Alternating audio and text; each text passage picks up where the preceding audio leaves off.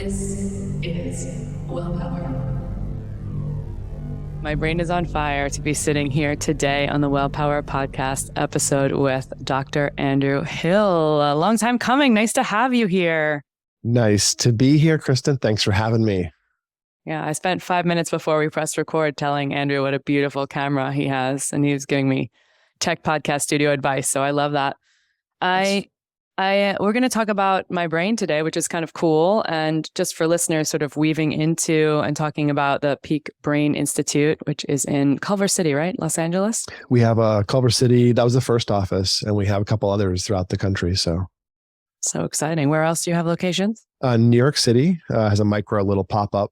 The thing you did that we'll talk about today, the brain mapping, can be done in offices or from home. And the brain training we do can be done from home. But folks that are near the offices often pop in a lot to do lots of maps as they manipulate their brain and look and see how things are changing. So New York City, St. Louis, Los Angeles, and then Orange County, California, plus all of our remote mapping, which is sent around the world.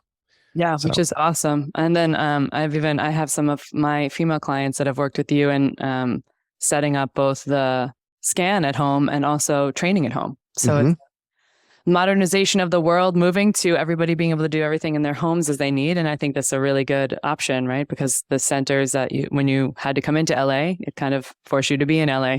That's right. Yeah. Pre-pandemic, we were about 50% virtual with our services, but folks still would visit one of the offices at the beginning. And our big change going to remote brain coaching was doing everything virtually. So our team will work with you over Slack and AnyDesk and Zoom and help you put caps on your head and squirt full of gel. And that's I have footage of it that I will share in the social posts and stuff around this, which is I just have to commend your team because they're the most patient people on the planet. If anyone doesn't know what I'm talking about, you got to schedule a QEEG with these guys because everyone who I spoke to, it takes a little time and it's a beautiful opportunity to explore how you have proprioception for the back of your body. And I got, my partner was helping me out and it was all a big joke because he has no hair on his head. He has the same hairstyle as you might have. Gotcha. And this is so it's so much more difficult with all this. So you did it from home then? So I did it I've done it in your office and I did the other one at home because we were just wanting to compare and make sure we got a super clean scan. Right. There was some noise in the first data set, I think, some fatigue or something. Yeah. So the one at home was it was actually a really cool experience. And so it was how can we get all this, get it right, get it done. Nice. And it's go team. Yeah, it's doable. You put a cap on the head, there's 19 holes plus some ear clips and you squirt them full of gel. And once you have all the good signals going, streaming into the computer, then you just sit still with your eyes closed for 10 minutes and look at resting brain waves, your eyes open for 10 minutes and look at the visually activated brain waves. And then we compare you to a database of people your age, roughly.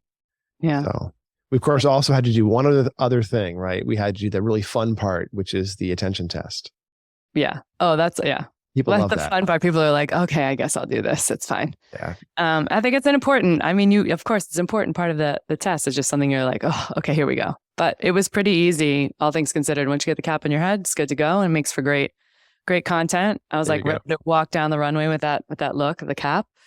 But let's just backtrack briefly because all of the work you're doing is so important. And I've known you in and around the biohacking world for years now and really have had lots of friends come to your facility and see transformational results. And I would love to just get the baseline of how you got so passionate about this. Sure. I've been in neurofeedback for a little over 20 years at this point, 22 or something. And I was, between undergrad and grad school, I worked, actually even starting in undergrad, I worked in human services and I worked in residential facilities for adults who had multiple developmental disabilities, nonverbal, acute, severe things.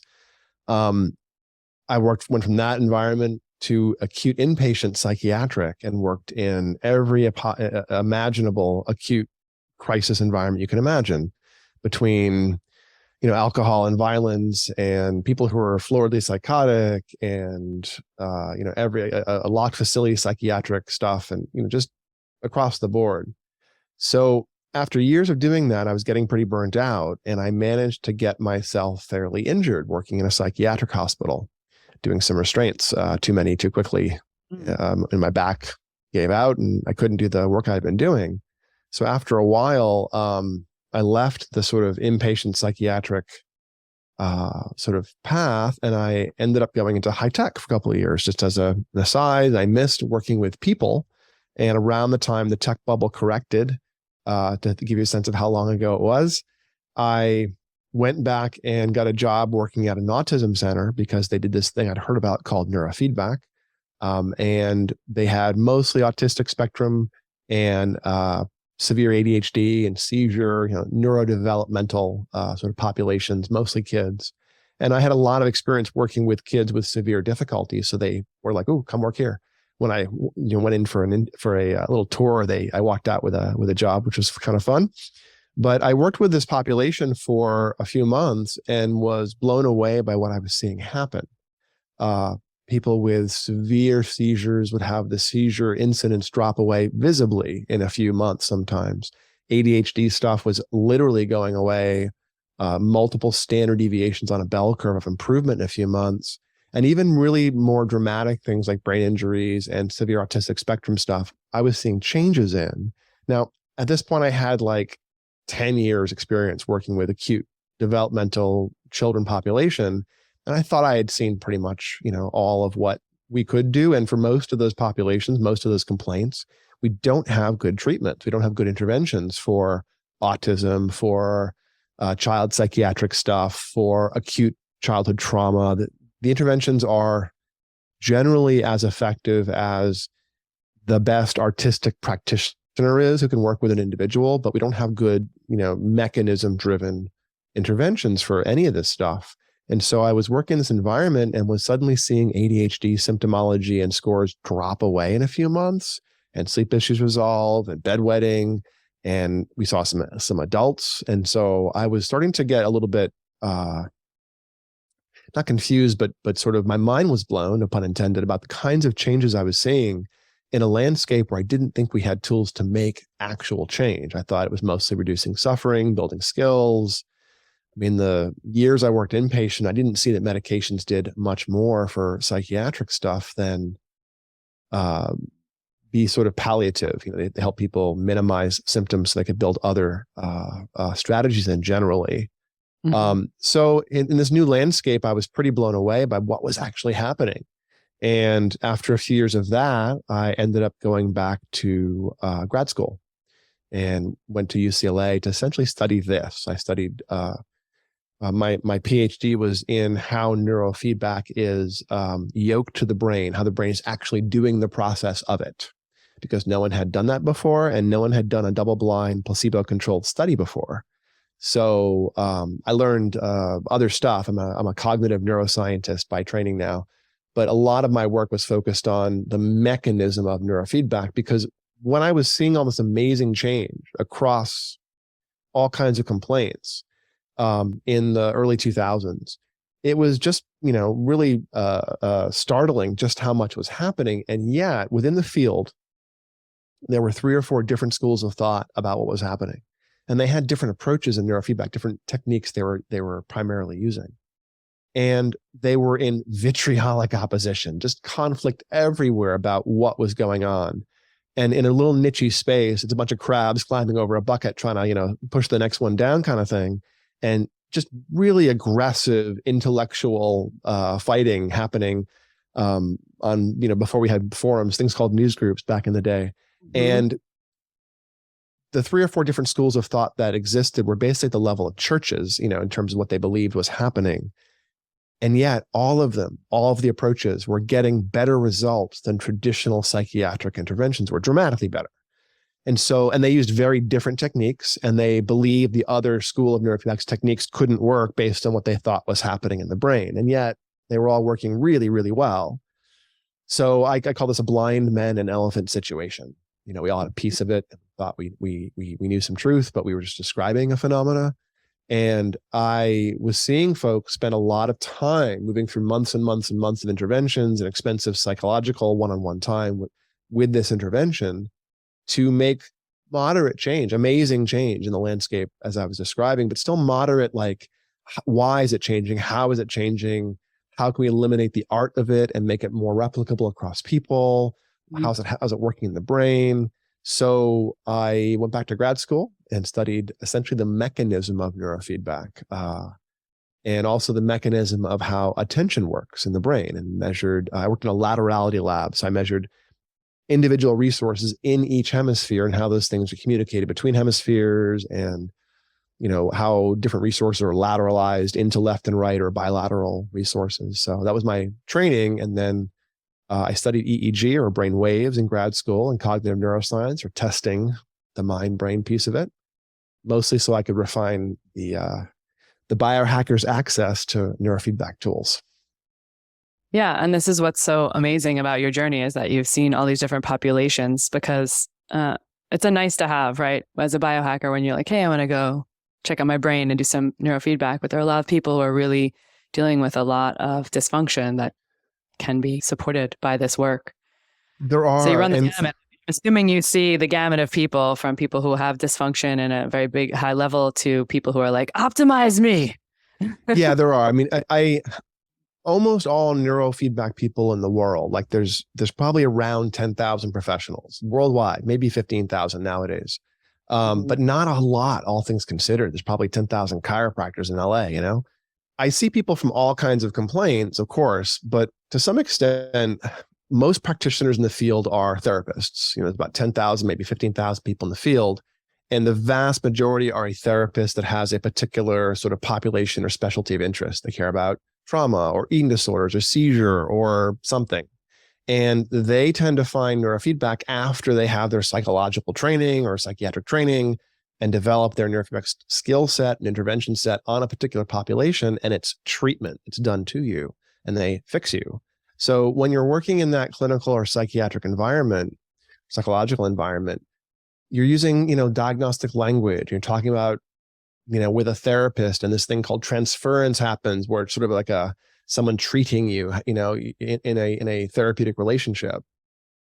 I think that's amazing, but I also think that siloed the access to this stuff in psychologist and psychiatric domains, and I did not like that. So there's a few other folks in the biohacking space that do neurofeedback more broadly, but for the vast majority of folks are therapists. So a lot of what we do that's quite different is we teach you to read your brain maps. We don't sort of say, oh, here's a diagnostic label that applies to you. We say, oh, hey, here's a feature in your brain, and it's about the resource. So it can contribute to a thing that someone might give a label to, a diagnostic label to, but it's valid to talk about the resources that are underneath your ADHD, your anxiety, your cravings, your sleep issue, your concussions, your brain fog, without necessarily talking about the diagnostic label. And that lets Peak Brain really operate in the landscape of personal training for your brain instead of medicine. So we teach you about brain mapping. We teach you about attention testing, help you model your resources and your data, but then we help you navigate change. So that change you want to go after can be suffering. It can be performance. It can be a combination. I mean, I have peak performers. A third of our clients are peak performers who come in, athletes, executives, a lot of actors in our LA region, and they come in, to optimize me, like you're saying. And you might not be surprised that a not insignificant number of folks who are coming in for optimization have brains and challenges that have similar flavor to stuff that's given labels of suffering, especially the anxiety stuff. Most flavors of anxiety are natural human sort of resources that are cramped up and spasm. They're not disease processes, really.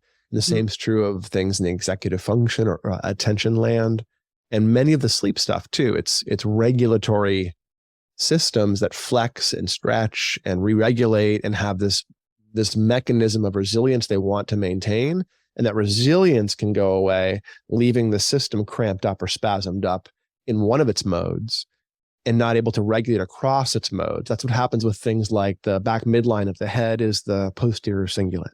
And its job is to go, watch the road, or heads up, frisbee, or whatever. But it also helps us understand if we're in a dangerous environment, what we should focus on. So if we learn the world is not especially safe or predictable, the brain sort of picks up its evaluation gear and starts to look around for the possibility of things going wrong. And we call this rumination when it gets in the way, or worry, and stuck in the gut, attached to things that are threatening. When it gets really extreme, we might give it a label called PTSD. Or if it's a small piece of stuff that could be related to developmental attachment and learning and stuff, now it's CPTSD. But you can think about the resource of the posterior cingulate as this part of the default mode network that wants to switch your focus around in response to necessity and safety. And that lets you then have a different relationship with your brain. If you're a little traumatized or threat sensitive and you notice that circuit kicking up and you have a cognitive framework with which to conceptualize what's happening, you can stop thinking about parts of your body as stuff that is failing. Oh, I'm ashamed at my anxiety, my trauma, my seizures, my drinking. And you can think about it like you might think about your range of motion in a shoulder or an old stress fracture that might need a little bit of, support with remineralization or something. And you can go after the mechanism, which lets you deal with all the stuff we carry around inside our heads with a sense of, at most, frustration. But you don't really need to have a sense of shame if it's just stuff you're dealing with in your brain. So we like to flip that a little bit.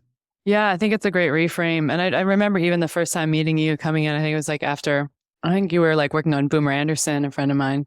And I met you and you said, it's really a beautiful opportunity for people when they come to do brain training here is like, or at home, I imagine at this point, it's you're going to keep your mobility and your working out and your things in your life in some way. And the reprioritization of getting a system or routine where that you're coming in frequently and you're working on the brain in the same way that you're working on your body, because there is a prodigal shift that can happen that can make everything feel better. And I imagine, this limbic looping or like my rumination or all these things increasing or have increased a little bit with my age and hormone shift. But I think a lot in the last, 3 years, we're all dealing with a new landscape. And so that just has this reverb on our brain, I think in some cases, even in a space that we have been unaware, or we have been, we know what's going on, but we don't know the ramifications in our brain. And that's why I think this check-in for people is super important. And also this is a solution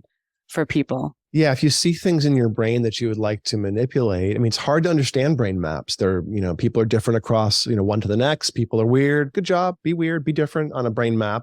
And often there's a misconception. We're comparing you to a normative database. So people often think we're trying to make you average, but we're not. We're just using some yardstick to evaluate what's sticking out.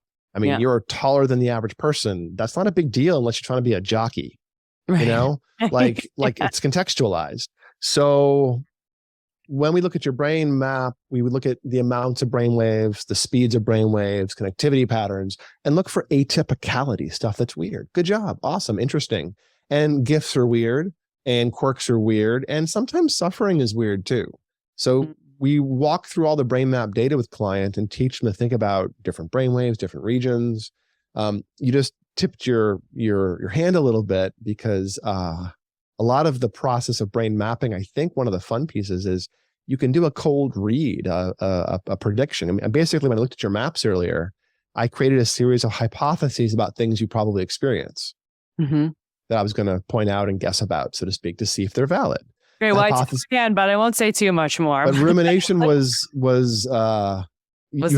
have a large back midline activation of beta waves, which suggests your brain's doing one of these like, wait, I've learned things aren't especially predictable. Where's the danger? And now it's looking for that. It's a bit of chewing on things, not letting it go generally. So yeah, there's the word's not going to come to my mind. It's so funny when I'm on with someone, like I'm on with a brain specialist. I need to have everything in my brain, but the word's not going to come to mind. I don't think. I was just watching a discussion or a discourse really on the term, sort of the neurological use of the term. Oh, it's not going to come to me. Neuroticism. And that like, we have this, that's so good. Okay. So neuroticism, that we have this thing that is, sort of a cultural coloring. It's one of the big 5 personality indexes. It's the ocean model personality, ocean or canoe. It's the acronym, and for ocean, the N is neuroticism. Yeah, so and conscientiousness, CANOE, agreeableness, neuroticism. It's the N for canoe. Openness and extroversion. Those are the 5 considered classic aspects of personality, which don't really change lifelong for most people. Yeah. And I'm always like, and I was like, yeah, I'm just extroversion. That's me. I'm all extroversion all the time. And then I was listening to this whole discourse and discussion and I like listened to that part really closely and was like, okay, I like, there's a part of me that has a little neuroticism. They were also giving me some permission to not feel shame around that, because that is terminology that is like, in some cases, when you have someone who has some neuroticism, it's like the planner, getting everything in order so that there's a plan B, C, D, E, and F. Yeah, I view neuroticism like over systemization, like you're using models and systems in your mind a little too much. Yeah. You know, like that can go into superstition, for instance, right? Yeah. But animals actually have superstition. They have like stylized behavior around rewards and stuff. So it's just built in. So feel free. It's a basic thing. Yeah. It's a So feel gift. free to be weird. Thanks for permission to be weird.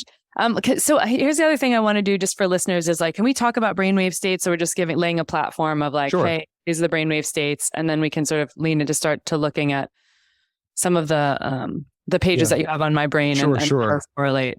So we make all brain waves all the time.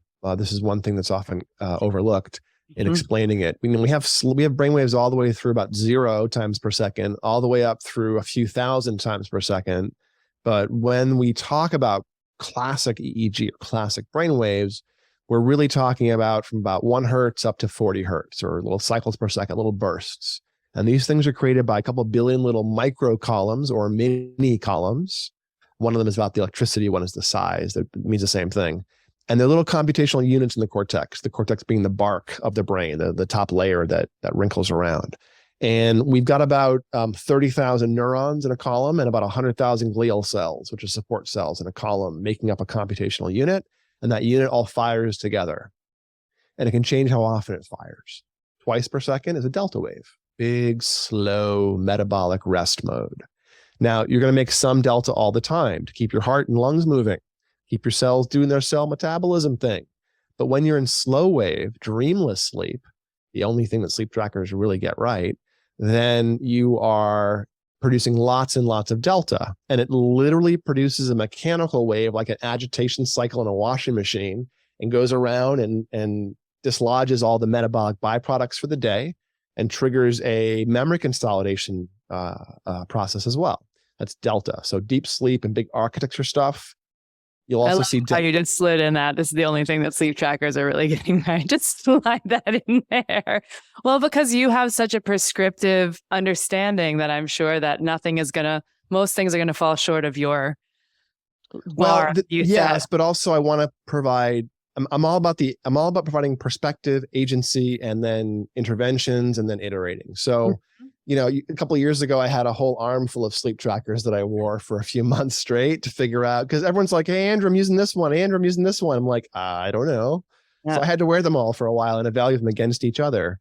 And they're all lousy, but they're all useful as long as you know, like a body fat scale is lousy if you're trying to understand how much body fat you have. But if you're trying to figure out trends of behavior that affect, the basics, then you can actually get a huge amount of value out of a basic body fat scale. And I do have an Oura ring. Mine's charging right now, but and I have all the other ones still. The Oura is one that I still like the best because it's the best form factor for me. It's out of the way. Yeah. But there's several that I do like, but people need to know that REM is a magical number that is made up by most of these devices. It's completely pie in the sky. It has no reality to it. Yeah. So total sleep, okay, usually, and deep sleep will pick up real numbers. So we need to make a lot of delta and bursts at night.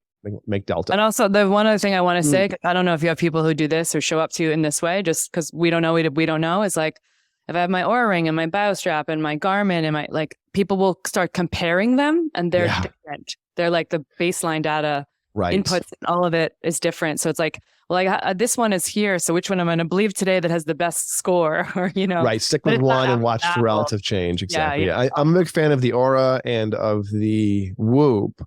I haven't tried the newest BioStrap. They're before the first gen or the first and second gen of BioStraps. The deep sleep numbers were doubled from what I expect, but they were consistent. So I believe them. Yeah. And I know they changed the algorithm quite a bit in the most recent version, so I have to test it still. But if you have a kid or something, you can't get an Oura ring for them, doesn't fit. You want to give them a $350 device anyways for like a Whoop or something. Yeah. So I like the like $125 Fitbits for kids. Mm-hmm. Fine. You get some Yeah. decent data. You can gamify sleep quality. You can think about activity. It's a great little like entry level biohacker device for a teen or something, or a adolescent. Cool. So Delta is made when we're sleeping. It's also made when we're awake to keep all the involuntary stuff happening. So you don't think in Delta, you live in it. If you've had some brain fog or some injuries or post-COVID and you're feeling really tired all the time, you're making lots of extra Delta and you're feeling it. You shouldn't be, but you are. So that feeling of being deeply tired and burnt out is a Delta-rich sort of mode. Got it. Now, that's the slowest classic brainwave, if you will. Going up above that, 4 to 7 times per second, 4 to 7 hertz, we have theta, which is lubrication in the brain. A circuit making theta is released to do its job. If you have too much theta everywhere, then you're squirrel, and it's hard to pump the brakes, and you have ADHD, basically. ADHD is the ratio, more specifically in classic ADHD, it's the ratio of theta to beta. Beta is a gas pedal in the brain, and theta is lubrication. So too much theta means you're sloppy and reacting and all over the road and can't pump the brakes. You're saying beta brakes. Beta is the gas, but it's the gas on a circuit that might be about self-control. Okay. In order, just to give some framing, then I'll go back in: delta, theta, alpha, and then all the betas. The top end, you have gamma, which is not really a thing biohackers should worry about. So delta, theta, and then alpha. Alpha is considered the classic frequency. It's alpha, the first Greek letter, because we discovered it first, not because it's the first in order. And it's 8 to 13 hertz, or classically 10 times per second is alpha. And alpha is the resting mode, the neutral, the active idle. So if you close your eyes, the visual system in the back of the head goes into alpha, nice, big, slow, rounded 10 hertz waves, which is cool. If you open your eyes, alpha should get suppressed back there. So you can think about the different tissue and what it's doing. So if you open your eyes, you have tons of theta, the brain's like reacting to all the input. Tons of alpha with the eyes open is what we call ADD, or inattentiveness or spaciness. But the opposite phenomenon of alpha, if you close your eyes and you don't make alpha back here, if it stays lit up in beta waves, the brain preparing to process vision just in case with nothing coming in, we call that hypervigilance, because you can't relax the visual system to come into the quiescent or idling alpha. So above alpha, you have beta waves, and they go from about 13 up to about 38. There's several different things. But in the low teens, that's the magical frequency for neurofeedback. It's called SMR, 12 to 15 hertz. On the motor strip that runs ear to ear it's called SMR, sensory motor rhythm. And SMR, if you've seen cats lying on a windowsill watching birds, you've seen SMR. It's that stillness with laser-like focus that creeps in. Most predators do this because you can leap into action faster from relaxation than from tension. Humans do it all the time. We make SMR. We do it to sit still, literally, hold still, and to focus. We also use it to suppress seizures. We also use it to stay asleep when something happens that doesn't need waking up for. Neurologists call SMR sleep spindles, or sigma. Same thing. That's the memory consolidation thing that's tripped by slower brain waves when you're in delta wave, a little ripple that happens in the SMR range. Is any of that being made when we're like sitting still all in of it. meditation?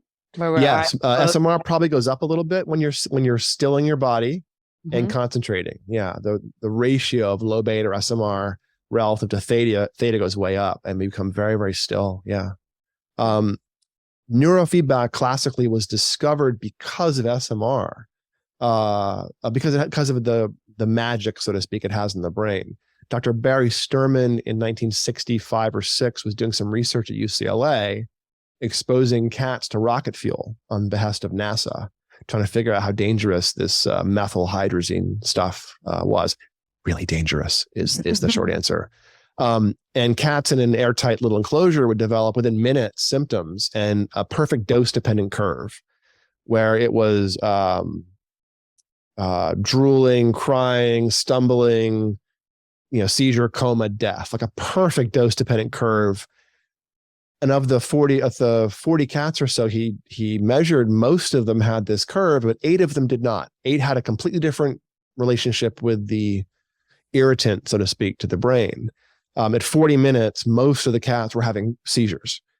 8 of them took 2.5 hours to have any like dizziness or instability effects. And he couldn't figure out what was happening because cats, and he realized these cats he had used, the cats that were showing seizure resistance were cats he'd used in a previous experiment months before to see if he could condition brainwaves. So he taped a little chicken broth, little eyedropper, and squirted chicken broth into their mouth whenever a certain brainwave went up.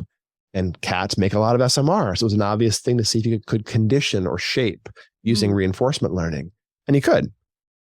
Turns out that made the cat seizure resistant. And his lab manager, I'm sorry? Wow. It was in training them. It was just reinforcement. Exactly. So months later, they had higher SMR states and they could resist being knocked over by things that would normally cause seizures. Wow. So, and his lab manager was an epileptic, uncontrolled on meds, taking Mebarol, Tegretol, having tens of seizures every month. And they trained her brain with auditory neurofeedback off and on for a few months. And she went off all meds and remained seizure free for over a year. Wow. So big impacts. And that was the start of the field. And SMR doesn't just impact epilepsy or a seizure. It impacts sleep architecture, executive function, all kinds of things. So that's the medium beta. And then above that, you have faster betas, busy mind, really pushy processing, up to about 20, 21. Somewhere in like the 2023 range is when you have little like rushes of anxiety or really, really intense stuff that's stuck in your mind. You're still cognitive, you're still thinking in it. And then as you hit like 38 to 40, that's where our ability to measure EEG falls off. You have a hard time measuring below 1 and above 38, basically. And there's a really big emphasis in the sort of prosumer EEG space and some of the biohacker space on this thing called gamma, which is many things, but 38 to 42 is the rough classic gamma, called 40 hertz. You can't measure that using typical EEG. None of the consumer devices you can buy for less than a few tens of thousands of dollars can measure gamma. Delta waves, going back to the slow brain waves, are really big. 1 delta wave twice per second, let's say, 20 microvolts, big giant wave. The same gamma, 40 times per second, we little tiny waves, several of them, 40 of them in 1 second. And when electricity travels from the brain out through the layers of meninges and CSF and skull and scalp and everything else, every tissue layer filters the amplitude, the size of the waves down. So you can't measure gamma from outside the head. It doesn't really exist with traditional EEG. And most of the research on gamma has been retracted historically because they were picking up eye movement or other fast frequency muscles or other stuff like that. So don't believe gamma generally in the biohacker space. It's like the word quantum. It doesn't mean what you think it means. If someone's using the word quantum, unless they're a physicist, you should be very suspicious. Well, that's great to know for this piece too of the biohacking world, because people are launching technologies all the time that are making claims that are about, we're reading this, we're doing this, whatever. And so and there are a couple devices in the biohacker space that are complete quackery that have the word neurofeedback. There's a device from the 60s and 70s called the Rife machine that's been rebranded several times. QX10 is one of them, and quantum biofeedback is one of them. They're all like not just charlatanry, but like really predatory, horrible devices. So stay away from the word with quantum. If anyone tells you that they understand the resonance or the quantum, or they can diagnose you from a scan, technology does not exist like that. There's no medical systems can do a full body scan or a brain scan and spit out 15 little diagnostic codes. That does not exist, folks. FYI. We're not there yet. In 100 years, in 15 years maybe, with the exponent technology accelerating, who knows? We're not there yet. So too good to be true still. Anyways. Yeah, no, that's great advice too, because these people are out in the world. These tools are out in the world. I see them. So they are. Thanks for sharing that. One of the reasons gamma gets so much attention is because gamma is tied up with our understanding of consciousness. We didn't know what consciousness was. We still don't. But even like 20 years ago, if you were a grad student who you said you wanted to study consciousness, they just asked you to leave the university. Like that was it. You were just done. There was no more career. You might as well say you wanted to study UFOs.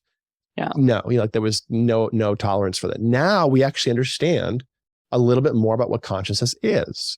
And Cliff Sarin and B. Alan Watts did a bunch of work looking at really fast gammas up in the 100, 200 range with specialized equipment and long-term meditators, and this gamma coherent stuff or coupling stuff that's interesting. One of my mentors in the EEG space who died a few years ago, Dr. Jack Johnstone, helped develop the bispectral index, which is a commercial device used in most hospitals for depth of anesthesia. It's a specialized electrode that measures gamma and theta. So gamma is 40 hertz roughly, theta is 4 hertz, and it's picking up the ability or both those brain waves, and the software measures the ringing, the 10 theta waves to, or 10 gamma waves to 1 theta wave, 4 and 40. Those things nest, and it turns out the mathematical nesting, the coupling of those two waves seems to have a lot to do with consciousness. And it looks like classic anesthesia disrupts microtubule timing and throws off the coupling of the very, very, very fast gamma to theta, and consciousness is abolished. So 15, 20 years ago, in hospitals, you could get a depth of anesthesia index, and it's measuring consciousness through the mathematical ringing of gamma against theta, which is pretty cool. Yeah, so wild. And that's where things stop. Well, and also long-term meditators have increased gamma coupling and coherence, so people are super hot on it. But all the stuff you would, by the way, here's a secret for biohackers. All the stuff people are saying about gamma, you can manipulate it by manipulating theta because of what I just said. So you can do alpha theta neurofeedback, 40 years of Zen and biocybernaut. All they're doing is alpha theta and alpha synchrony, which you can do for a lot less than 25 or 50K, by the way. You can do it for a few of that. You can do it really, really well. Just alpha theta neurofeedback is a big category. It's been around for 50 years. It's been used in addiction, creativity, and incarcerated offenders. It's incredible flow state access consciousness stuff. If you bring yourself to the edge of sleep and hold yourself there for 20 minutes, that idea is bubbling up. And, I should do this tomorrow. And you solve world hunger. That's in the hypnagogic access moment. That's alpha theta, basically. And because that parallels in some way to gamma, you're saying that by training that, you're actually training. By training theta, you're changing its relationship to gamma you can't measure, basically. Yeah. So you can create those flow state, more reliable access to flow states by training theta brain waves, essentially. So a lot of the classic alpha theta neurofeedback, alpha synchrony, is what will drive the consciousness and flow state and creativity and IQ improvements. And there is good research showing that IQ actually goes up, immune cells go up, creativity goes up, dramatic improvements with alpha theta. So this stuff's fairly accessible, but you don't have to you don't have to believe anyone else's perspective on it. You can learn it yourself at this point. So no one has the magic. If anyone tells you they have the solution, also be suspicious. Because there are multiple, yeah. And then there's ways that this is why you guys exist in the world as well. It's about educating people and then saying, hey, how are you going to take your own brainwave state or your own emotional state? I want to call it emotional state, even though we're talking about brain, because that's how it presents. And how can you shift it, right? Or perhaps it's even a disease state or, other challenges that people have labeled for you. Thank you very much. Out of that. Yeah, that's super beautiful. What a great summarization in going through that. That's really helpful. Cool. Do you want to, I'm kind of stuck on the thing where you're like, oh, there's some suppositions I've made. So I want to tell you what's wrong, not wrong with your brain, but what kind of personality I may have because of my brainwave state. Should we move a little bit into more of the context specifics around what you pulled off of me and what you suspect? Sure. Okay. So when doing a brain map, we at Peak Brain do two things as part of it. One is a kind of a boring attention test. It's really, really boring. I won't sugarcoat it. For 20 minutes, we bore you to tears and flash a number on the screen or speak it over the speakers. And your only job is to flick the mouse for the 1 and not click for the 2. It's alternating. But the computer, of course, is going 1, 2, and very rapidly you start to, right? It's a little bit stressful. When you do that, I'm like, oh my God, I remember. You're tensing up to click. I know, exactly. So we're picking up executive function features and we're doing multiple trials of this to figure out where you fall over. It's slow enough that you can't push back against it. There's no practice effect. There's no strategy. So we very rapidly get a really valid read on the aspects of pumping the gas or activating, pumping the brakes or inhibiting, auditory versus visual, short versus long term, and can tease apart in a granular way where the bottlenecks are in your performance. For you, performance is high to high average everywhere with two small deficits, two small inefficiencies, basically. And they're in things that suggest you're tired. When the stimulus gets repetitive, you dip in performance. When she goes, one. You're good at the first couple trials, but then you get less accurate and slow down a little bit, which is not uncommon to do that, you know? And then later in the test, the 20-minute test, you're getting more reactive. You're clicking by mistake on the 2 or freezing up when it pops up and then being slow after it when it shows up. So we're picking up those sorts of things. And generally, the way all the scores work on an attention test, for most cognitive testing, 100 is considered age-matched typical. Plus or minus 15 points is the average range. 2/3 of the population is average or typical. So 85 to 115 on these scores. And broadly, everywhere you're like 106, 110, you know, high average range, which is nice, but you're doing that through some bottlenecks in the focus, which is, you know, 10, 20 points off the mean, and your stamina is 10, 20 points off the mean. So there's an opportunity for you to train your brain, improve focus and improve some of the sleep quality stuff probably. And you generally from the point of view of neurofeedback, we would train you about 20 or 25 sessions every other month. And every chunk of that should be able to push you up about a full standard deviation, at least where there's bottlenecks.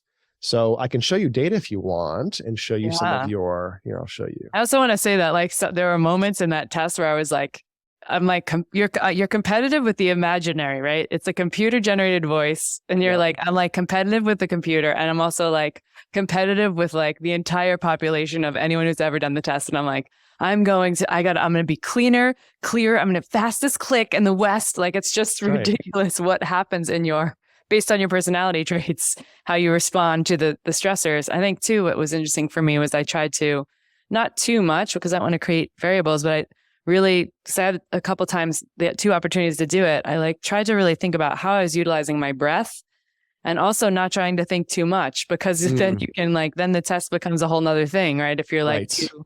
But just understanding, like, there are stress responses that are coming back from that for me and, you know, in some level, I'm sure for everyone. Yeah, no one loves this, or very few people love this test. But, you know, we did redo it for you a month apart because mostly because your EEG, your brain seemed to have some like pulse in it. So it was some noise in the data that can happen. Or some muscle tension or something. So we weren't sure we could use it. And we had you redo both the attention test and the brain map, the EEG later on. So we have the luxury of 2 sets of assessments here for your performance. And I brought up the left side of the test called attention, which is grabbing the 1 when it pops up. And you can see in both administrations, 103, 107, you know, high average. When you drill down though, you can see that the red bar sticking up, that's called speed because you're fast. And the purple bar is lower than other bars. This little U shape here where vigilance, which is catching stuff when it changes, is typical. Focus, which is catching stuff when it's boring, is a little dippy down to the 80s there, 90s there. And speed is high. So you're quick and alert to catch the stuff you're about to miss. Awesome. You know, you're successfully accommodating a slightly soft focus with higher than average outcome, but it's not the most efficient way to be. Right. And late in the day, stressed, tired, hungry, angry, the stuff that's sticking up, in this case, speed, is going to flag and you're going to be less active and less on. And that's going to now operate when the bottlenecks are. So nothing's wrong here. You could be a little more sustained in your focus. The right-hand side of the test is showing how well you can pump the brakes and not click by mistake. And here we see, especially in the second time, that dark blue bar was a little bit lower, called stamina. And stamina is how well you can stick with it and not burn out, not get more clicky as you go. You also have a tiny bit of a dip in the green bar called consistency, which means you're a little inconsistent here and there, but you have good what's called prudence or carefulness to monitor and adjust. So the takeaway from this would suggest you are the tiniest bit brittle and reactive, but as a function of tiring out, essentially, not as a function of being ADHD or anything. So another inefficiency here. It feels like you're talking about my life story right now.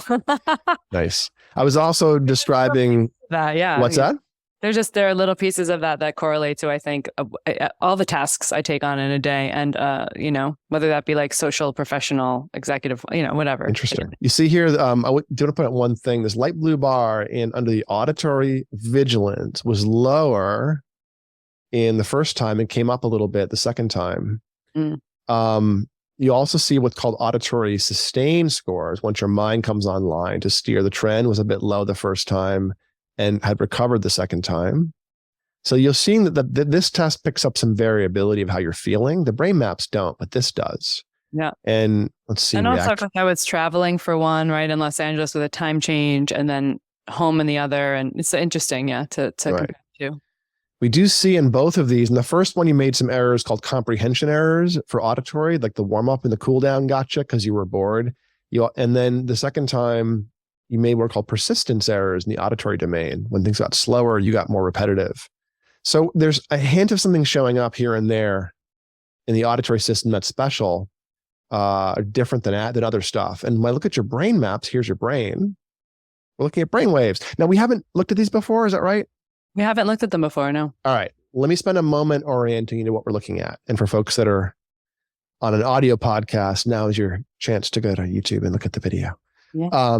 So we have colored circles in the screen showing how unusual you are, essentially. And this bar at the bottom, colored bar, is the bell curve.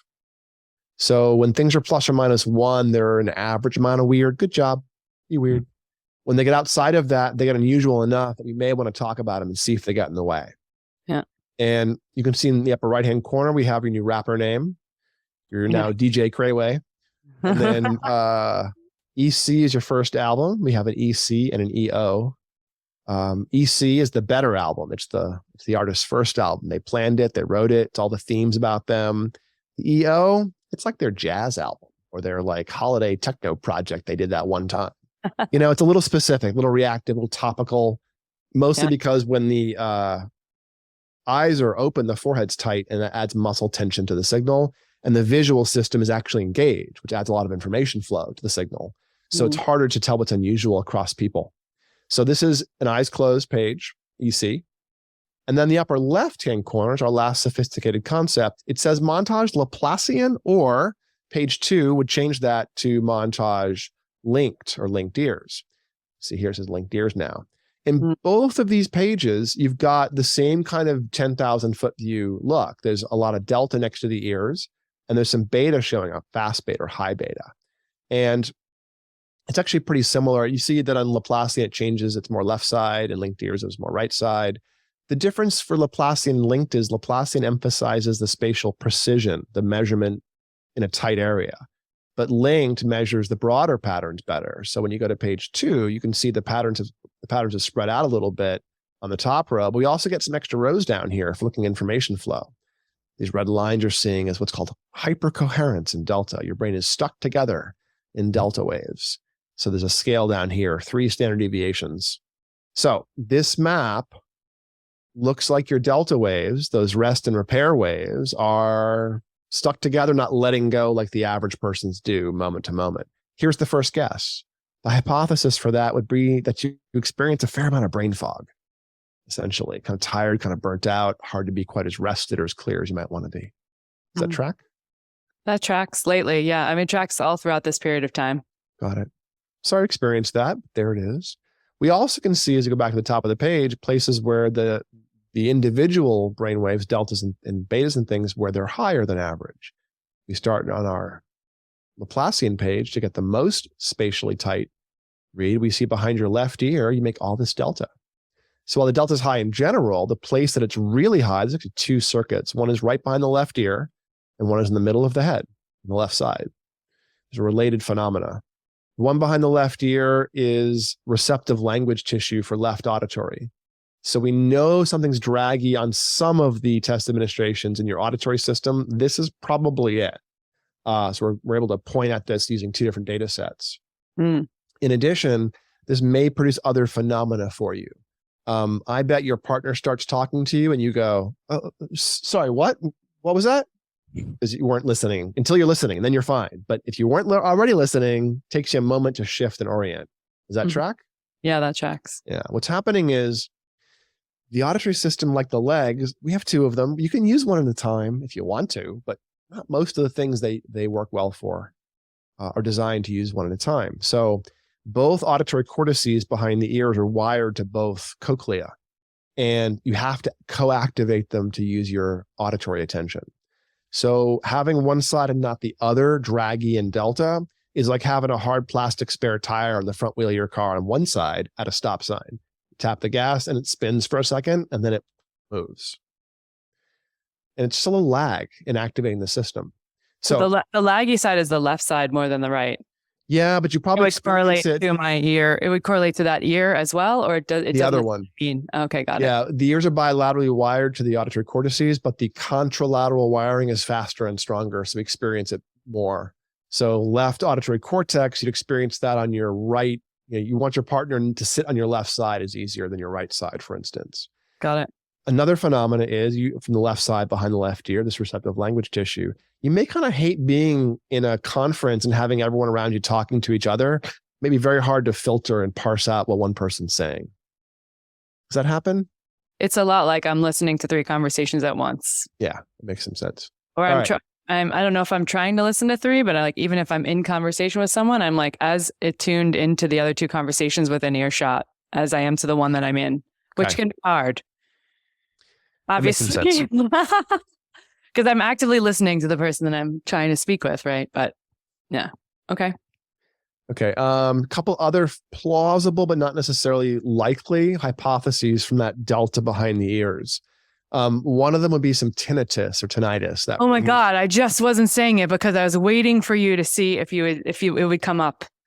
It's like really, it's a challenge. It's really a challenge for me right now. A lot of suffering around that for some people. I'm sorry you experienced that. Very plausibly, there it is. The tissue's unable to wake up all the way, so it can't suppress the phantom noise. So that's right behind the ear. Another more plausible now, since you have some tinnitus, is vestibular issues. You could have balance issues from this too, actually. Anything there? I don't feel so much of that, and I'm.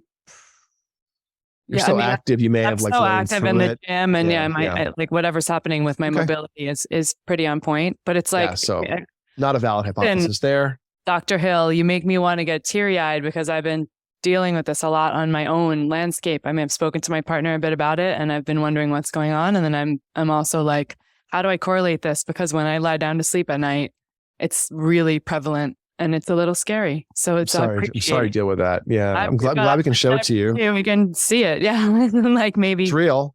Yeah, it's real. It's not made up. Yeah. Okay, absolutely not made up. A lot of stuff, a lot of knowing stuff comes from this. Sorry to deal with that.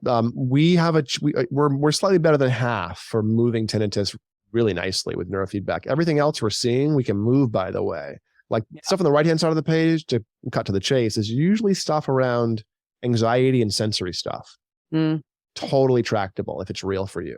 On the left-hand side, it's probably a tiny bit of tissue damage if I had to guess. It might take longer to move or more work, but it's movable and it gives you some tools. Delta is also high on the left-hand side, and your beta waves are relatively low in the same place. The gas pedal's hard to activate and the brain's having some sleepiness in the middle of the left cortex. And that part of the brain deals with focus, sustaining your attention when things are boring, which we measured as being a little soft. This also deals with maintaining your mode when you need to without input from the outside world or to ignore it. Like if you're reading a book or if you're staying asleep, those two states can be fractured, meaning you go to read a book and it's too boring and you discover 10 minutes in, your mind's off doing something else. Same token, you're asleep and a random car goes by and you're awake. Like it's hard to maintain the mode in the presence of outside stimulus, basically. Does that track? Your sleep maintenance is a little iffy at times. Sleep maintenance for sure. The book thing, not so much, but yeah, the sleep maintenance. Yeah. All right, good. All right, now let's talk about beta waves and alpha waves. And alpha can be a neutral frequency. It can also be a lot more of a beta, like a fast idle almost. And there's two places, maybe three, that are kind of high in these faster brain waves. You have slower brain waves, the deltas and the thetas, and the fast ones high behind the right ear, right back here, and a little further back than the auditory system. I call this the princess and the pea area. It's the right tempo parietal junction. And we map the world into the mind using the right TPJ. When people have a hot right TPJ, they generally complain about the world being too loud. You may want to kill your partner because he's chewing too loud today, for instance. Or the traffic going by, the sound goes right through you. Or why is no one else bothered by that dog barking 17 houses away? Or whatever it is. Like the random subtle background things are hard to filter. That sound right? Yeah, I always say the micro stressor. It's like the microwave, the fan over the stove on low, or it's like the tiny little noises that I'm like, oh, micro stressors. Can we turn that off? Like it's almost, it feels like hypervigilance of noticing those sounds. It's a fire hose coming in back there for you. You can't filter it because high theta means it's lubricated, doing its job all the time. High beta means a lot of information, so you can't like shut it down. It's hard to dampen that without all this information. Because the world comes in back here, not just the sensory, but the social world can get a little bit loaded sometimes. So people often get some social anxiety. I'd be surprised if you haven't worked through it successfully because of a bunch of reasons, because you're so social and so, well-spoken. But I would not be surprised if you have some history of social anxiety, being a little bit uncomfortable. Is that true? I mean, I don't know, not much. Maybe I'm not. so wildly extroverted. Sure, when I was like a teenager or something, but I think I've like found coping mechanisms. Typical amounts. All Okay, of that. cool. Yeah. All right. Let's talk about midline structures. You have a front midline and a back midline in beta waves. The back midline's also coming up in the faster alpha waves. So the midline structures are called the cingulates, anterior and posterior, part of the default mode network, help you shift your focus around at the behest of stress and information. And these things tend to cramp up into high gear. They're both gifts and they're anxiety generally. The one in the front tends to get hyper-focused and let us decide what we're thinking about. So you can walk into the store and just remember what it is you are trying to buy, or remember what you're holding in your mind for that, world-changing vision you're trying to accomplish. That's the front midline. The back midline's doing that, like watch the road, evaluate kind of thing all the time, helping you reorient. Now, in general, this might be useful to know looking at brain maps like this. The back of the head is the outside world. The front of the head is the inside world in general. So you're seeing that the back midline is pretty hot, and it's probably doing one of these like, kind of things where it's sampling for the possibility of things needing to be dealt with, essentially. We call this rumination, where it means you worry at stuff like you're a dog with your bone, kind of caught in your gut with worries, not caught in your head. Cognitively, that's in the front. There's some of that too. A little obsessiveness, perseveration comes from that. One in the back is more of a worry. So it's kind of like the part of the brain that selects focus and evaluates for danger, or playing ping pong with stuff that bothers you. Did you hear? I heard, did you worry? Did you worry? I'm here. Like not letting it down, like just kind of resonates and gets chewed apart until eventually you're, find some way to deal with it. But that you're laughing because it's true, right? I'm laughing because it's true. And I'm laughing because I'm like, anyone who's forget dating apps. Anyone who wants to be like dating each other should be coming to your center. Or ooh, a new product line, couples to be like, maps. how do we map couples? Because it would be really helpful for my partner to be like, okay, here's some brainwave state. Like, speaking of, we're working on, and so amazing. Speaking of, thank goodness. Also, I have all these down regulatory biohacks that I use to get out of the rumination. That's right. Yeah. The one behind the left ear I skipped is actually a partner level coping strategy you can employ. Since the auditory system doesn't orient quite as rapidly, here's a way to save yourself and your partner some frustration. Get him used to calling your name and giving you a 2-second beat and then continuing. Hey, honey, what do you want? Pizza, maybe Thai? Is so much better than, come on, Kristen, third time I'm asking, could you please grab the menu, make a decision already? It's getting kind of frustrating. I'm really hungry. Come online at the first break, orient, try to roll the tape. And if it's a moment, fine. But otherwise, too much. And it might be so bad for you, you develop little habits. He starts talking and you go, oh, sorry, what? And then as he starts to say what he said, you're replying to it because he didn't need him to repeat it. You just need to shut up for a second so you can engage with the conversation auditorily. Yeah. And what he says is, he's like, you all right, Grandma?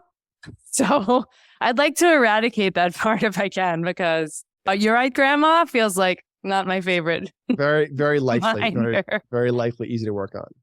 So there's only one or two more things to talk about. One of them is that the beta waves are a little high in the front right of the head here in the Placian. Let's go see where they are in linked. Same thing. The right front corner of the head's a little higher in beta than I typically like to see. You can think of the frontal lobes being set up with a left front corner for a happy little kid and a right front corner as a grumpy old man. It's the approach versus the avoid. They have habits where the happy little kid wants to go, oh, that's cool. What is that? Can I have some? And the grumpy old man wants to go, get off my lawn. This all sucks. Leave me alone. That's going to suck. That's going to suck, and like judge things for the approachableness or the avoidableness, so to speak. Beta waves, activated waves are high on the right front corner. That's the grumpy old man. So this suggests your grumpy old man has taken over a little bit and is like yelling at traffic. Slow down. And there's this tendency to get into like a negativity bias and brace against effort, things being sucky, that kind of stuff.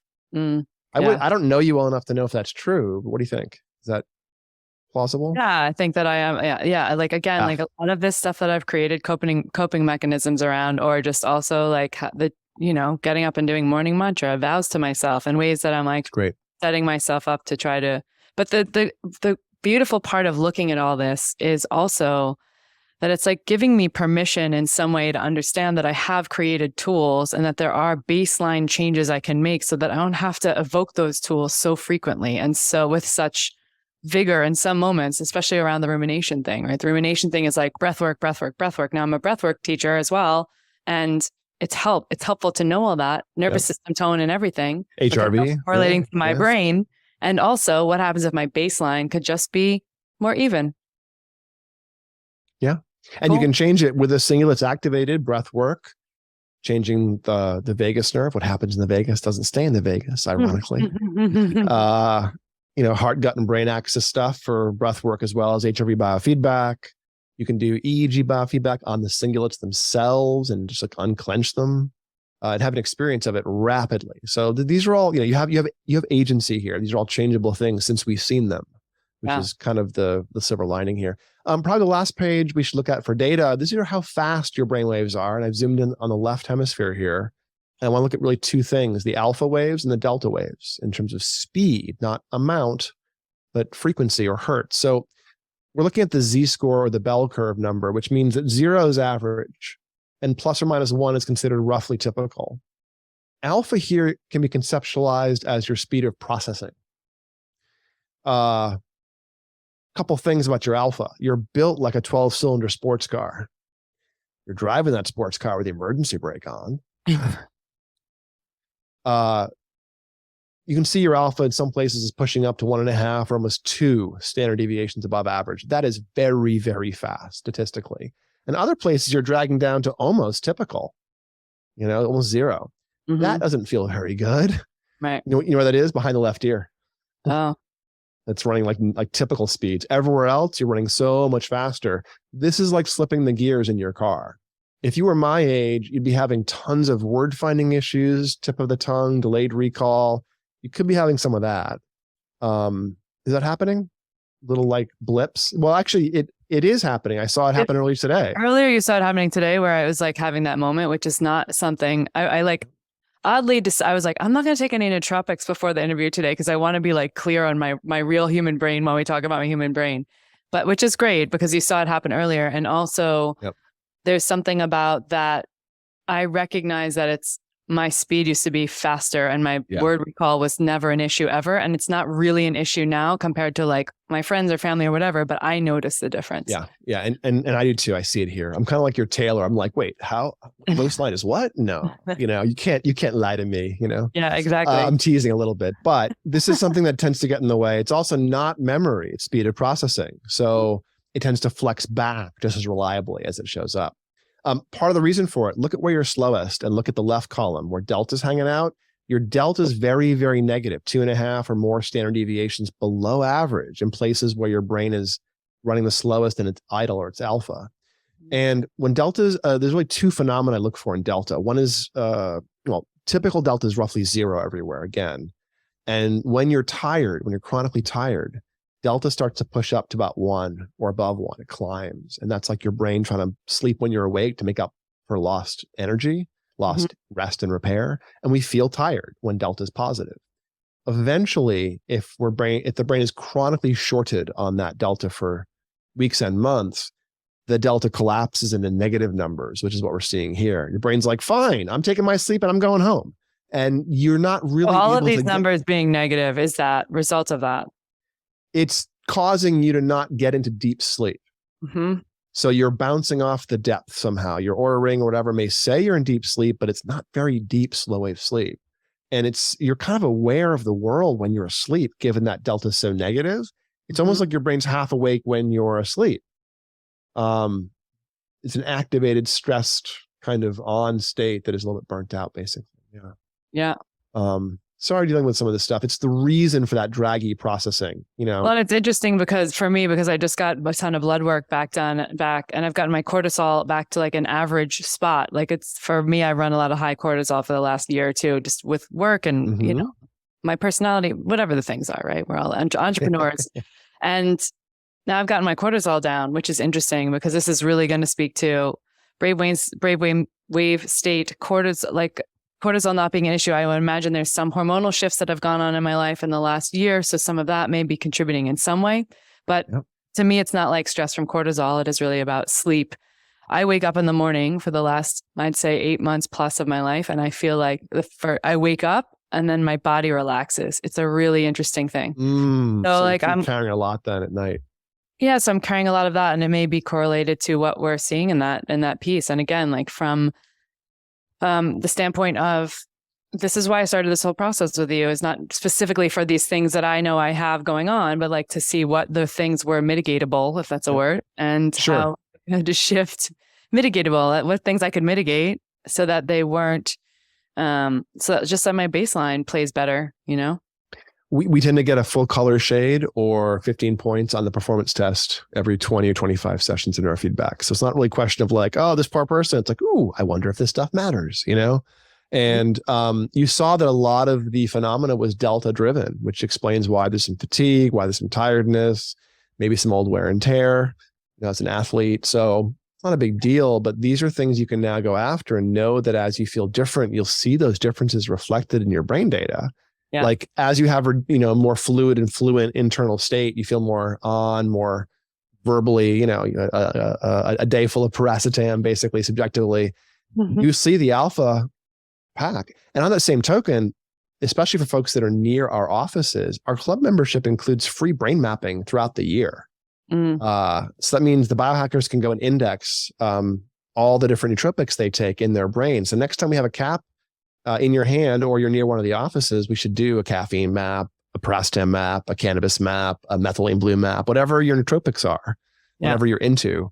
And then I often do you ever map anybody while they're sitting in an ice bath? I have not. Maybe on the out. It can't be sitting in, it'd be too long, but on the out of the ice bath or something. How long is the ice bath? How long are you in it for? I'm in for 6 minutes usually. And then there's you can put a cap on your head and get a recording going outside of the ice bath, and then have you climb in, and the data will be noisy when you're moving. But once you sat still, we can then record again, and you would see a shift in the EEG. And then record you like that. So before, during, and then afterwards, you would see 3 different EEGs. We should do that. Yeah. So cool. It takes a lot to shift one, but that would do it, I bet. Yeah. Oh, for sure. I mean, I can't imagine not. And the afterwards would be interesting for me too. The afterwards is probably where the action is. Are happening. Yeah. Yeah. Because that's more the like big freeze change. mode in the ice. We might not be able to get the in the bath if you're moving too much. If you're like tightening up too much with muscle tension, it might blow out the weight. But before and after would be a really cool comparison. Yeah, and I do it so much that I typically can get in and just be like still and relaxed, even though I know it's cold, and it's interesting. Right. It's just fascinating for me because I'm always doing cold. Yeah. Are other things that are coming up in my mind, just to have a quick conversation about for people who are, that's a great point as well, because my one question was going to be, then it's like, you start to be like, how many times can I test to see how my life is changing? But people are coming to do this. It's like getting a QEEG and then doing some brain entrainment. And then is there a typical timeline that you're saying for someone who's not quirky enough to be like, I'm going to do it all the time and try all these different things out. For neurofeedback, for tracking neurofeedback, every 20 sessions is fine because that's enough. If you do 12 to 15, you don't see any change. 15 to 20 is when the change shows up. But if you're doing other stuff, you're meditating, you're doing a bunch of hyperbaric, you're doing other interventions, I would say every couple of months. Because generally a map is the same every month. Like we actually have 3 maps for you, right? Because we got one that was when you were tired, one was noisy, and then one was good. They're all really the same though, except for the pulse noise we had in the first one. All 3 maps look the same. You have the auditory, you have the beta, you have the alpha speeds. So we get some consistency across 3 maps that were a month apart and then 10 days apart, I think, or something, because you were traveling, got some maps in with us. Yeah. So the maps don't change. The performance does. Yeah. The performance fluctuates as you're feeling something. So that means you can pick up acute effects of caffeine or whatever else on performance testing right away.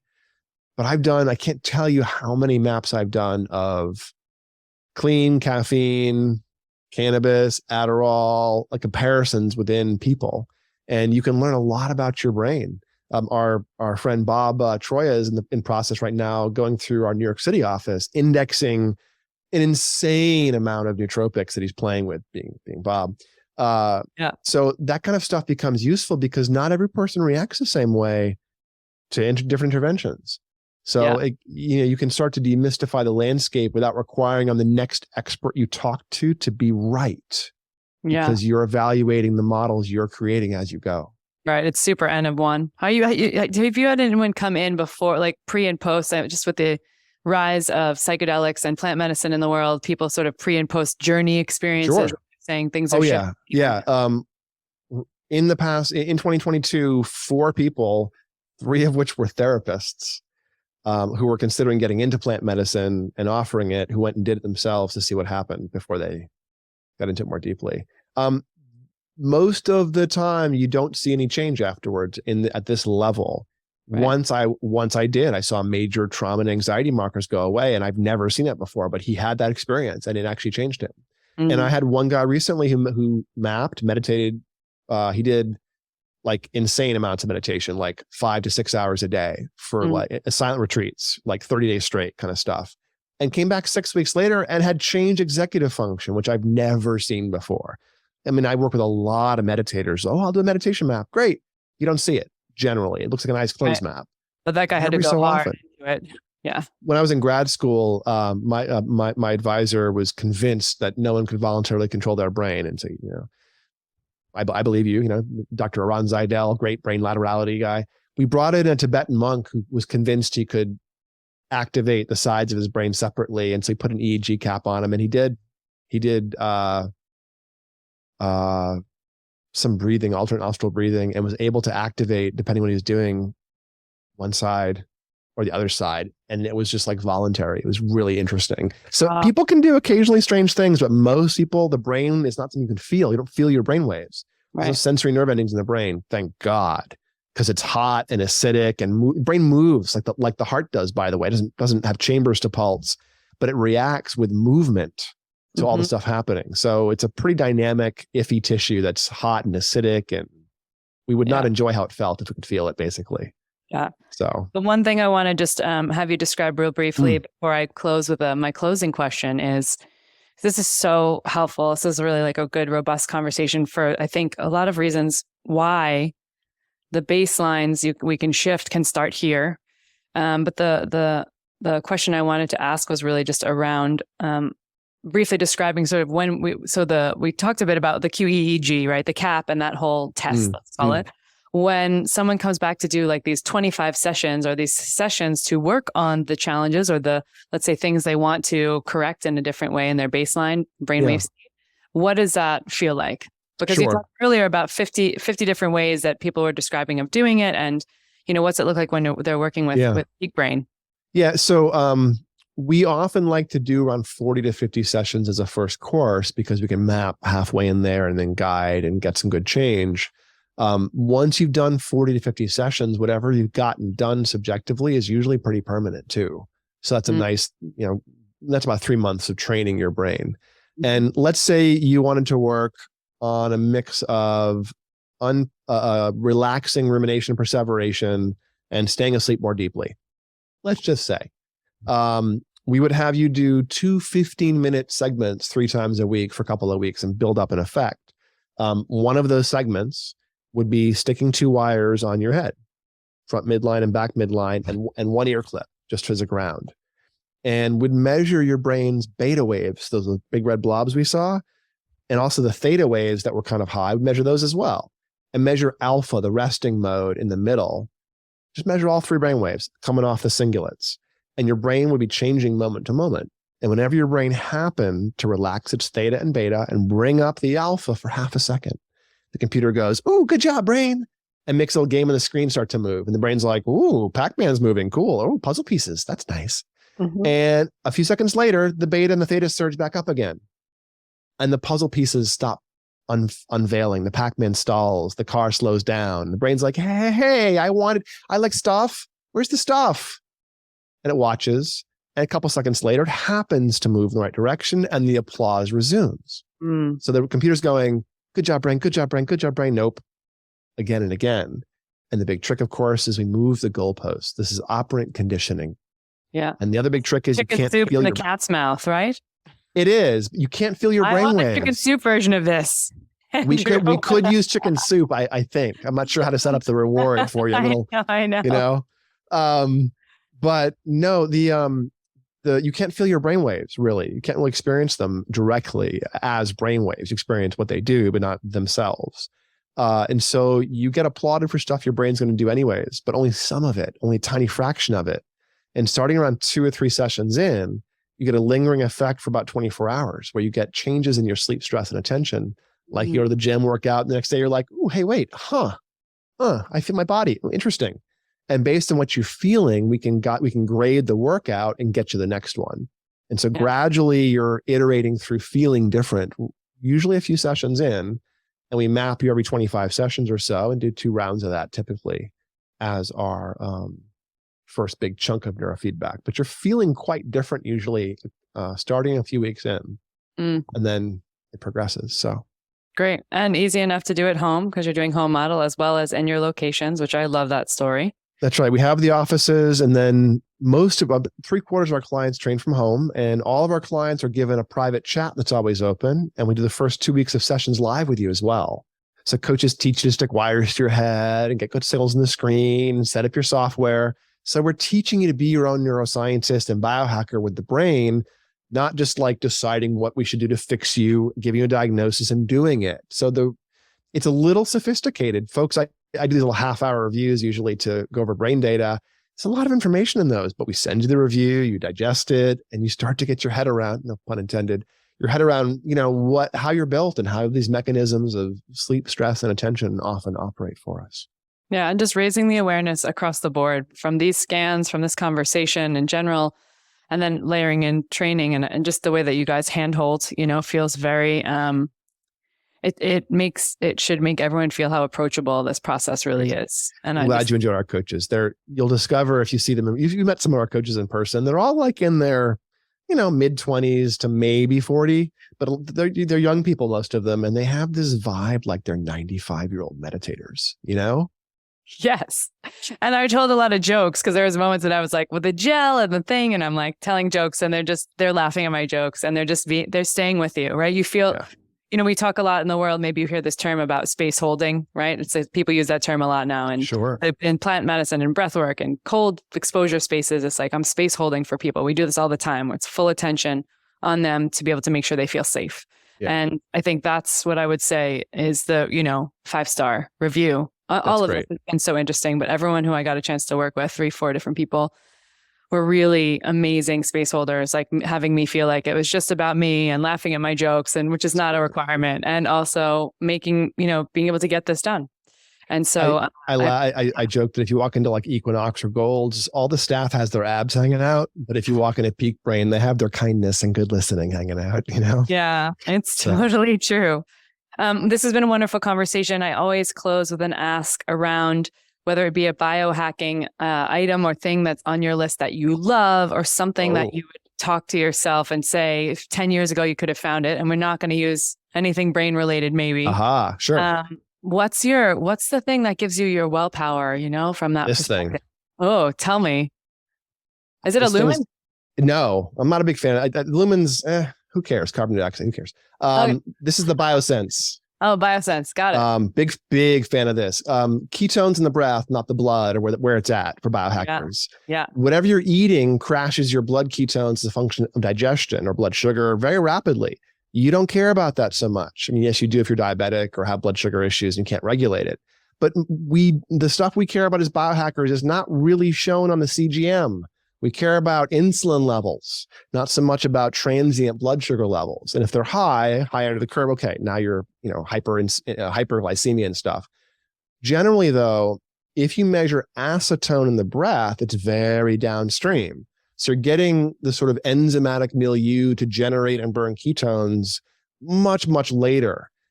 So big fan of the Biosense. We have a coupon somewhere for this for Peak Brain 20, actually. Nice. It's $20 off. But I use this thing when I wake up and before every meal. And what you'll find is 2 or 3 days of behavior with macronutrients. I mean, just as an aside, a lot of my functional neuroscience is biohacking the body to support the brain. And I think about energy biohacking, energy flux biohacking as something that fails and creates lots of problems. Basically oscillation is life and regulatory dynamics are life. And when you lose dynamics, homeodynamics are life. Homeostasis doesn't exist. Like temperature, body temperature is not a number, not 98.6. It oscillates by a full degree every day, And you're big into the hormonal oscillation stuff and helping people understand how that works. Yeah. Oscillatory stuff is life. So if you can figure out how to create signals and levers and push on the system with regards to energy oscillation, you can keep the system healthier. And that includes blood sugar stuff, but it also includes like cortisol and everything else. So when it comes down to nutrition or energy, I think about partitioning energy in 3 different ways: on time, on macros, and on calories. So you can play with IF or TRF windows, 16/8 up to 36, 40-hour fasts, and that's time. You can play with calories, have low and high calorie days, and you can play with macros, which is mostly about dropping carbs out. And I'm not a big fan of the high fat keto approach. I much prefer a protein focused eating, anyways, for the brain. Yeah. So, that's good to hear. I'm a big fan of protein, and I also I have to have some carbs because I'm training. Strategic carb read feeding, carbs for strategic carbs, not allowable carbs, but carbs for a purpose, basically. Yeah, carbs not an essential. On my intra-training window or something. Yeah, I'm drinking carbs, or now I'm back to drinking carbohydrates, but always in the training window, which has been great. Well, if you have carbs right after if you've bonked a little bit and depleted, you're also very healthy, so you probably don't carry tons of glycogen. I mean, a lot of the reason I get people thinking about the energy flux is they don't develop what I consider ectopic energy hanging out in the wrong tissues. So triglycerides at a high level in the blood is ectopic energy, or fatty liver, fatty muscle, ectopic energy. So you don't have that, basically. So you should be able to handle a lot more carbs than the average person. Yeah. But I basically... I say a lot. I'm still living in the world of paleo. It's just that I was cycling keto along with my cycle. And I still do this sometimes with clients who want to. Women, I never have them do keto completely, all the time. I don't think it's a great thing for hormonal profiles. Yep. But also, I just don't play very much in the ketogenic world. Here and there, if I'm doing a little fast or a few days or something. But because I'm training and because also my genetics, I can kind of see in the pathways where... and N1, whenever I have a training phase, I just have more energy sustainability when I'm cycling those carbs in for training. So humans are also eminently adaptable. So we shouldn't really be vilifying carbs. We can't have high amounts of carbs and fat and protein all at once. We don't deal well with that. But we adapt well to a low fat, high carb, high protein diet. We adapt extremely well, to a high fat, high protein, low carb diet. And they all seem to have benefits. This is why vegans have life extension. They don't have the same muscle mass. They just clean up everything else. Yeah. But exactly. They're the hormetic stressors have a benefit, as well as not having essentially all 3 macros together. Nothing in life, nothing in nature contains fat, carbs, and protein together unless it's meant to build baby things. milk and nuts, basically the only stuff in the planet that contains all three. Everything else is mostly protein or mostly carb or something. So that should give us a clue. Anyways, as an aside, no, it's thinking awesome. about partitioning I talk energy. protein all the time. So it's like protein is good for the brain is also just a nice reminder. And the kidneys. The old stuff they told us was bad. Protein does not hurt your kidneys. It actually makes them stronger and bigger if you eat high protein diets, it looks like. Love that. Love it. So that's your jam, BioSense. I'll put your code in the show notes too. Great. I love that. So it's really great to hear recommendations on things that are working for you in a big way. Speaking of working for people in a big way, Peak Brain. Peak Brain LA, which is our main office. Peak Brain Institute, also the same website. Folks, please check us out on socials. Starting in a week, we're running some end of year challenges, I think. I'm going to drop some challenges in, get folks to try some stuff for a few days and let us know how it goes. So one other thing I have to just commend you on or tell people to follow you on social is like from time to time, you drop all the baked good recipes on the planet that are amazing. That was you helped me survive COVID. With all of your baked good posting leading into and around all of the quarantines. It was just like beautiful. And I feel like it's a passion of yours that you don't always show. So thanks for all. I was a baker in high school and college, actually. Awesome. So during the pandemic, people are making bread again. I haven't made bread in a while. I know how to make bread. Let me make some bread. Oh yeah. So it was so amazing. Thanks. Thank you so much for spending this time with me. Of course. Sharing with the listeners. And for anyone who's listening to this on audio, we will have condensed down a bit of my brain scan review, and you want to check out the whole thing, make sure you check it out on the YouTube channel and then follow along with Dr. Andrew Hill and Peak Brain. And if you're anywhere in the, New York or California vicinity, look them up and get connected. We'll give discount club memberships to all of the WellPower listeners. So club membership is cut in half if you're near the office, and that discount comes off a remote program if you aren't. So ends up being I love it. $250 for a year membership of Brain Maps, which is about the best deal in the world. So yeah, that is the best deal in the world. I'll include that link as well. And then, we'll keep ourselves intact. Thank you so much. Of course. My pleasure. Nice seeing you. Take care. Nice to see you too.